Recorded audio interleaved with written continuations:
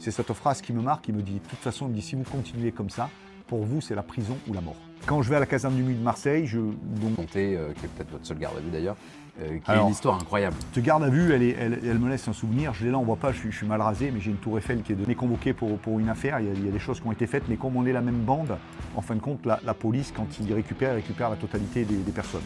J'ai rien à voir là-dedans. Je le dis, j'ai absolument rien à voir. Totalement innocent. Pas du reste de temps en temps. Non, du reste, oui. mais celle-là, Michel Constantin, Lino Ventura, pour ceux qui connaissent un peu ma culture cinématographique de l'époque et celle de mon père. Donc voilà. Je lui dis que c'est dangereux, il fume beaucoup, je lui dis que c'est dangereux, tout ça pour sa santé. Bon, je le prends un petit peu pour un imbécile, tout ça, et au bout d'un moment, bon, il sort de ses gonds et il me met un revers, et il avait une belle chevalière, il me prend ici en monumental. Monumental. Ah oui, bien sûr, parce qu'il m'éclate complètement la lèvre supérieure. Donc, mais j'ai ce qu'on appelait à l'époque, on dit ça, j'ai les bracelets quartier, les bracelets menottes, quoi. On appelait ça bracelets quartier. Et je les ai devant, quoi. Grave erreur, il m'a attaché devant, mais je ne suis pas attaché ni au fauteuil ni au radiateur. Je suis vraiment attaché devant avec les mains comme ça. Et quand je prends, je pars en arrière. Et en partant en arrière, je vais m'écraser sur des caissons métalliques et j'arrive à attraper un tiroir. Donc j'emmène le tiroir avec moi et j'y ramène en pleine poire. Donc là, c'est un chaos technique net. Clair, net et précis. MMA, quoi. Ah oui, il tombe. Et là, je me dis, vraiment, tu as fait une grosse bêtise. Et j'entends les pas dans le couloir arrivant, j'ai dit là, ça va être ma fête. Et ça a été ma fête. Je prends quelques coups de pied, quelques coups de poing, tout ça.